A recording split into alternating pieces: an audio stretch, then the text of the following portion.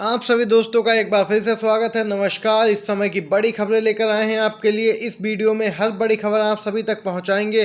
तो दोस्तों आप भी लगातार हमारे साथ वीडियो में बने रहिए, जिससे कि हर खबर आप तक पूरी और सही पहुंचे और कोई भी बड़ी खबर आप लोगों से छूटे नहीं। वहीं दोस्तों, अगर आप भी इंडिया गठबंधन के समर्थन में खड़े हैं और मानते हैं कि 2024 के लोकसभा चुनाव में एनडीए को इंडिया गठबंधन कड़ी टक्कर देगा और जीत हासिल करेगा, तो वीडियो को जरूर लाइक कीजिएगा दोस्तों। और पहली बड़ी खबर की तरफ चलते हैं। दोस्तों, इंडिया गठबंधन को लेकर बीजेपी में पहले ही बौखलाहट का माहौल था। घबराए हुए थे। इंडिया का नाम बदल के भारत किए जाने के कयास लग रहे हैं, ऐसी चर्चा भी जोरों पर है। इसी बीच कांग्रेस अध्यक्ष मल्लिकार्जुन खड़गे को दोस्तों भेज दिया गया है नोटिस। इंडिया शब्द के बीच में अशोक चक्र दिखाने पर मांगा गया है जवाब। कांग्रेस के राष्ट्रीय महासचिव जयराम रमेश ने ऐसी जानकारी दी है कि कांग्रेस के राष्ट्रीय अध्यक्ष मल्लिकार्जुन खड़गे को ग्वालियर के एक अधिवक्ता ने कानूनी नोटिस भेजा है। उनसे 3 दिन में इंडिया शब्द के बीच में अशोक चक्र दिखाने पर जवाब मांगा गया है। जवाब नहीं मिलने की दशा में अधिवक्ता उनके खिलाफ कानूनी कार्रवाई के लिए आगे बढ़ने की बात भी कह रहा है। दोस्तों बता दें कि ये नोटिस ग्वालियर के कोर्ट में प्रैक्टिस करने वाले भाजपा के समर्थित अधिवक्ता अवधेश तोमर ने भिजवाया है। दरअसल पिछले दिनों कांग्रेस अध्यक्ष मल्लिकार्जुन खड़गे ने ट्विटर हैंडल पर विपक्षी दलों के समूह इंडिया गठबंधन का एक लोगो अपनी वेबसाइट पर जारी किया गया था। इसमें अंग्रेजी में इंडिया लिखे शब्दों के बीच में अशोक चक्र को भी प्रदर्शित किया गया था। भाजपा समर्थित वकील का कहना है कि कोई भी राजनीतिक दल इस चिन्ह का अपने व्यक्तिगत लोगों पर प्रदर्शन अथवा अन्य कहीं इस्तेमाल नहीं कर सकता। यह एक राष्ट्रीय प्रतीक है। इसे लेकर भाजपा के पदाधिकारी और वकील अवधेश तोमर ने कांग्रेस अध्यक्ष मल्लिकार्जुन खड़गे को नोटिस भेजा है।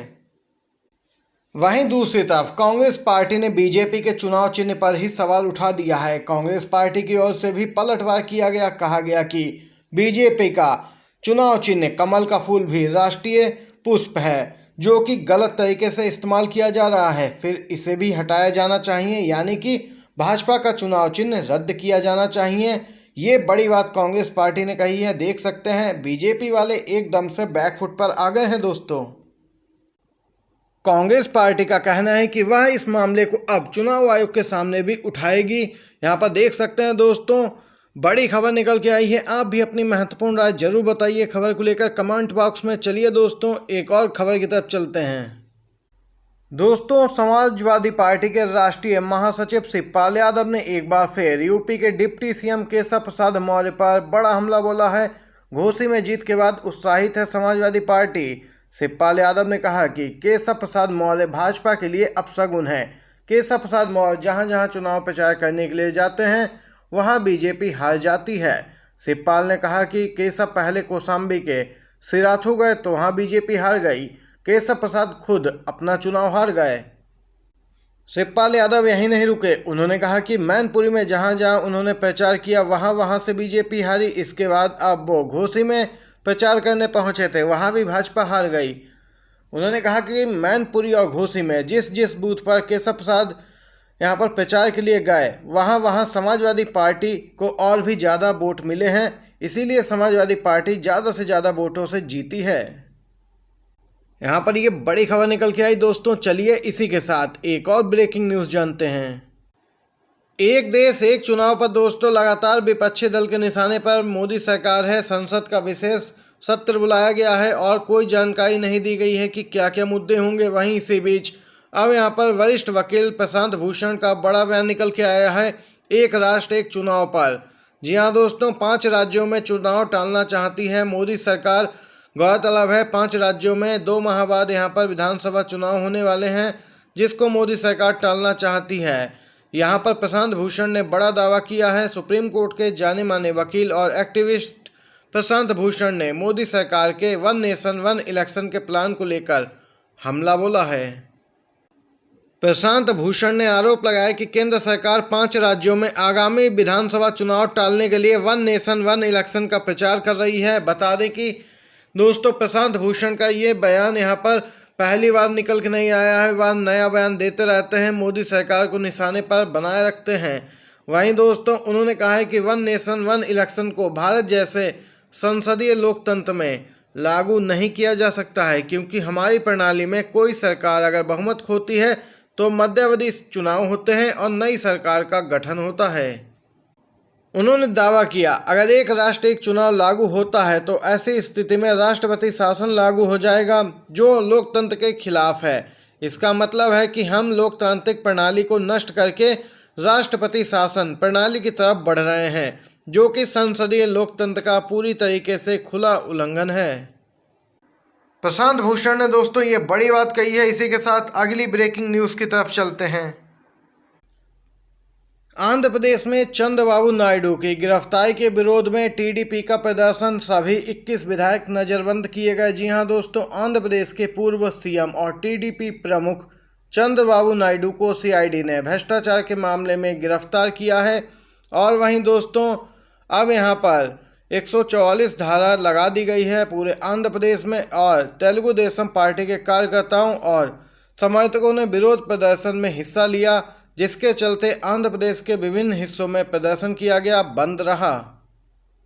दोस्तों आपको बताते चलें, चंद्रबाबू नायडू को 14 दिन की न्यायिक हिरासत में भेजा गया है। अदालत के आदेश के बाद उन्हें विजयवाड़ा से 200 किलोमीटर दूर ट्रांसफर कर दिया गया है एक जेल में। और दोस्तों आपको बताते चलें, इसके साथ ही टीडीपी के 21 विधायकों को नजरबंद भी किया गया है।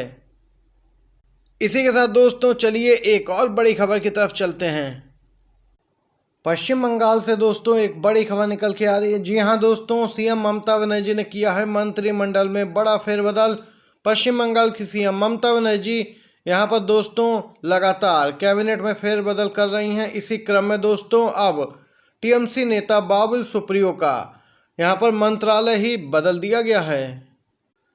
पश्चिम बंगाल की सीएम ममता बनर्जी के स्पेन और दुबई जाने से पहले मंत्रिमंडल में फेरबदल के कयास लगाए जा रहे थे, और यहां पर दोस्तों मंत्रिमंडल में अब फेरबदल हो भी गया है। मुख्यमंत्री ने 6 मंत्रियों के विभागों में महत्वपूर्ण बदलाव किए। फेरबदल में गायक से नेता बने बाबुल सुप्रियो का कद घटा है। और दोस्तों यहां पर फेरबदल के बाद बाबुल सुप्रियो के पास जो आईटी और इलेक्ट्रॉनिक्स के अलावा पर्यटन की जगह अब हरित ऊर्जा विभाग रहेगा, यानी उनसे पहले के विभाग ले लिए गए हैं और नया विभाग दिया गया है, जिसमें उनका कद घटा है। यहाँ पर देख सकते हैं ये बड़ी खबर पश्चिम बंगाल से निकल के आई। दोस्तों चलिए अगली खबर की तरफ चलते हैं। पूर्व पीएम एचडी देवगौड़ा के पोते को राहत नहीं, हाई कोर्ट का संसद सदस्यता रद्द करने पर रोक से इनकार। जी हां दोस्तों, जेडीएस नेता प्रज्वल रेवन्ना को कर्नाटक हाई कोर्ट से बड़ा झटका लगा है। कोर्ट ने उनकी संसद सदस्यता अमान्य घोषित करने के आदेश पर रोक लगाने से साफ इनकार कर दिया। हाई कोर्ट ने दोस्तों बीती 1 सितंबर को चुनावी हलफनामे में गलत जानकारी देने के लिए प्रज्वल रेवन्ना को अयोग्य घोषित किया था। उन्हें चुनाव कदाचार का दोषी पाते हुए हाई कोर्ट ने भारत के चुनाव आयोग को चुनाव प्रक्रिया नियमों के तहत उनके खिलाफ कार्रवाई करने का निर्देश भी दिया था, जिसके बाद उन्होंने पुनर्विचार याचिका दाखिल की थी, जिसे कर्नाटक हाई कोर्ट ने रद्द कर दिया है। दोस्तों यहाँ पर ये दिन भर की बड़ी खबरें थी, मुख्य समाचार जो आप सभी तक पहुंचाए हैं। दोस्तों वीडियो पसंद आया हो तो लाइक कीजिएगा, शेयर कीजिएगा वीडियो अपने दोस्तों के साथ भी, जिससे कि आपके दोस्त भी इन महत्वपूर्ण समाचारों को जान सकें। आप सभी का वीडियो देखने के लिए धन्यवाद। जय हिंद, जय भारत।